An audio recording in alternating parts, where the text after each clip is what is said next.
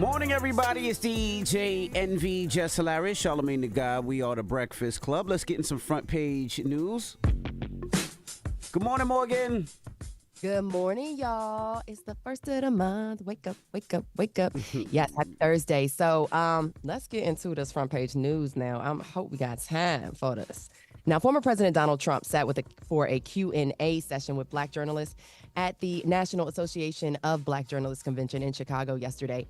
And he had a heated exchange with ABC News congressional correspondent Rachel Scott, who asked Trump why voters should support the former president for a second term. He also tried to clear up what a black job is. Let's hear what those comments sound like from Trump at the NABJ convention. Well, first of all, I don't think I've ever been asked a question in such a horrible manner. First question. You don't even say, hello, how are you? Are you with ABC? Because I think they're a fake news network, a terrible network. Why we ain't play the question? How do you define DEI? Go ahead. How do you define diversity, equity, inclusion? Okay, yeah, go ahead. Is that what your definition? That is give me a literally definition the words then. Would you give me a definition DEI. of that? Give me a definition. Sir, I'm asking you a question, No, a you have very to direct question. Define it for me, if you would. I just defined it exactly as a black job, sir. A black job is anybody that has a job. That's what it is. Anybody that has a job. All right. I wish we'd have played the opening question. Oh, my goodness. That was the opening question is why, why should Black voters support the former president? Of course, he went on to call that introduction disgraceful and rude. Shortly thereafter, though, he criticized Vice President Kamala Harris, calling her the worst border czar in history of the world. And he also questioned her racial identity. Let's hear those comments. I've known her a long time indirectly, not directly very much. And she was always of Indian heritage, and she was only promoting Indian heritage. I didn't know she was black until a number of years ago when she happened to turn black, and now she wants to be known as black. That man crazy. He's not crazy. He's Donald Trump. Yeah, he's crazy. The fact Trump says anything that surprises y'all now, that surprises me. Personally, I was impressed. It's impressive to surpass whatever expectations people have of you, because folks knew it was going to be a lot. Folks knew they was going to be entertained by Donald Trump, and he over-exceeded expectations. He did. First of all, I don't even know why he went, though. Like, why would he go? Why not? He knew he wasn't going to get the warm welcome that he thought he was going to get. He knew he wasn't going to get that. Yeah, but if I'm Donald Trump and polls are saying that my numbers amongst black voters may be increasing, why not? Why not go? So the group's decision to host the former president was followed by the resignation. As you said, Envy, it wasn't the most warm welcome. It was followed by the resignation of NABJ convention co-chair Karen Attia, and quite a few members of the organization slammed the decision to host the former president. However, NABJ president Ken Lemon backed the decision, saying they welcome the opportunity for members to ask the tough questions that will provide the truth Black Americans want and need to know. Meanwhile, the White House press secretary, Karine Jean-Pierre, reacted to the former president's comments during yesterday's briefing. Let's hear more from Karine Jean-Pierre. As a person of color, as a black woman who is in this position that is standing before you at this podium behind this lectern, what he just said, what you just read out to me is repulsive, it's insulting. And we have to she is the Vice President of the United States, Kamala Harris. We have to put some respect on her name. Period. All right, Birdman. Listen, all three of y'all. Everybody's saying that NABJ shouldn't have had Trump there. They are bugging. No, they should have had him, man. Okay, journalists are supposed to be objective. I thought Rachel Scott did a fantastic job. She asked tough questions. Doesn't matter what his answers are. You know what I mean? She asked the right questions. As she asked the right questions. That's right. If he wants to have a meltdown on stage, that's on him. No, I agree with you. I don't even think he was having a meltdown. That's just Trump. No, that's him. That's him. But I don't think if Donald Trump should have did it. But I love the questions. I mean, they asked the right questions, and that was him to answer the way he wanted to answer. And we got Donald Trump. Donald Trump did Donald Trump. Trump went up there and Trump was trumping. Mm-hmm. Trump was trumping. So in other news, President Biden will reportedly give a primetime address to kick off the Democratic National Convention. Reports say the president's speech will focus on passing the torch to Vice President Kamala Harris. The convention is set to begin August 19th in Chicago. A lot going on in Chicago this month. That's less than a month since Biden made the decision to drop out the 2024 presidential race to endorse Harris, rather. Democrats will begin the process of officially nominating the party's candidate for president with a virtual call today. This goes down today. So she could be the official nominee at the end of business. Standing on.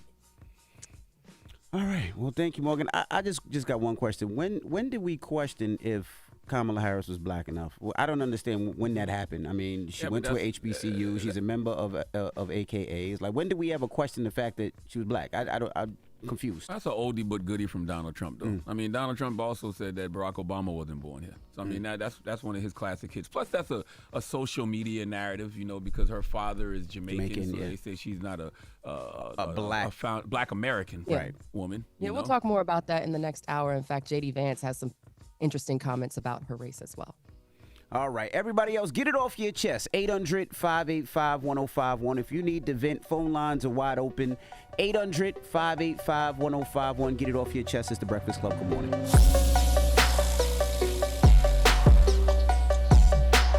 Morning, everybody. It's DJ NV, Jess Hilarious, Charlamagne the Guy. We are the Breakfast Club. Now let's get back in some front page news. What's up, Morgan?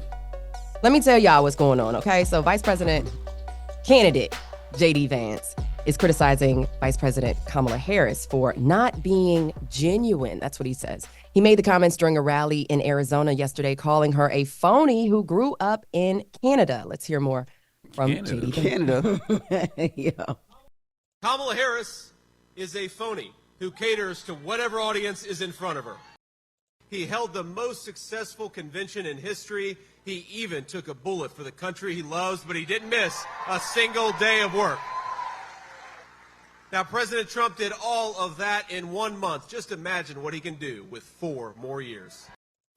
Well, in 96 days, my friends, we're going to take back our country and elect Donald J. Trump, President of the United States. And it's going to start right here in the great state of Arizona, right? She lived in Canada for like 4 or 5 years. I think she went to high school in Canada, if I'm not mistaken. Yes, she spent some time in Montreal, I believe.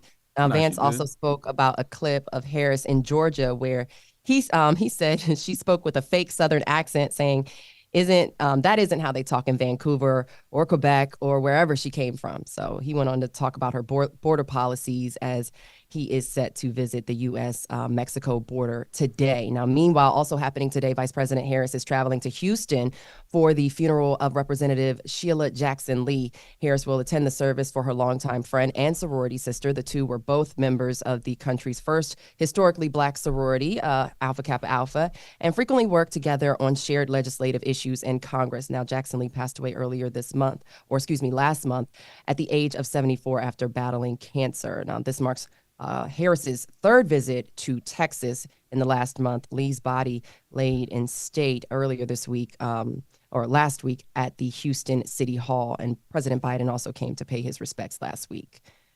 Yeah, so shout out to just Sheila Jackson Lee and the work that she did in her lifetime. Mm-hmm. I'm switching gears to Team USA. So the USA men's basketball team is still undefeated as they rolled past South Sudan 103-86. In the second game of the group phase, Bam Adebayo led the Americans in scoring with 18 points. Kevin Durant chipped in with 14, and LeBron James recorded a dozen. The U.S. is now leading Group C with 4 points and will wrap up group phase of play against Puerto Rico on Saturday. Meanwhile, the women's team plays its second game today against Belgium.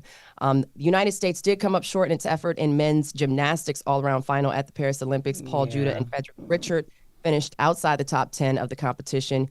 U.S. gymnast Frederick Richard said with hard work, more medals will be in his future. Let's hear from him. There's still more to gain from this meet. I can still do something that I've never done on the rings, and then something I've never done on the vault, and just get better. Eventually, it'll all come together. The medals will come. For now, I just got to try to get as good as I can every moment that I can. Yeah, keep it up. And Simone Biles and Suni Lee will be competing in the women's all-around final today as well. Yeah, the men they had a hard time though. Like everybody was like a little frazzled. Japan, China. You seen the boy that bounced on his head like a baby because the floor is like a big ass trampoline. So they, it was a lot. Frederick for USA. Everybody just seemed like a little tired, and like it's nervousness. It's coming down to the final. So I was like nervous for them, but they still did good though. Don't play with us. Don't play with us. Absolutely. And I was going to say, also what you mentioned off air, Katie Ledecky also brought home a gold medal as well for the women's swimming in the Paris Olympics yesterday. She in the 1500 meter freestyle, definitely with a record time of 15:30. So she earned her 8th career gold medal and 12th medal overall, both tying the women's record. Absolutely, yeah. We doing a daggone thing, like you said, Francis. They trying to close the gap, but we still still up. And salute to all the athletes that doing the triathlon. Because there's no way I would get in that river, that water. Because, I mean, the fact that they said the water was nasty for a couple of days and it wasn't safe. And now all of a sudden it's safe to jump in. Yeah. Nah, B, I'm good. I don't even know what y'all did. Y'all could have did that fast. Right. Into the water. Yeah, absolutely. And I was going to say there's actually one. I'm not sure which athlete, but there's one who's actually been training with tape over her mouth. So that way she's not so the water doesn't get in her mouth? She's been training, with tape over her mouth so she didn't have to deal with that. So, yeah. Wow. Y'all clean that scene up so that we can, get some more events going on. But yeah, that's your front page news. Don't forget, we are your exclusive audio partner for the 2024 Summer Olympics in Paris. Stay looped on everything right here on our iHeart Radio app. That's your front page news. I'm Morgan Wood. You can follow me on social at Morgan Media and be sure to check in with the Black Information Network at BINnews.com. Thank y'all. All right. Peace, Morgan. Now, when we come back, actor Hill Harper will be joining us. He's running for U.S. Senate out in Michigan. We're going to talk to him next. So don't move. It's The Breakfast Club. Good morning. Breakfast Club.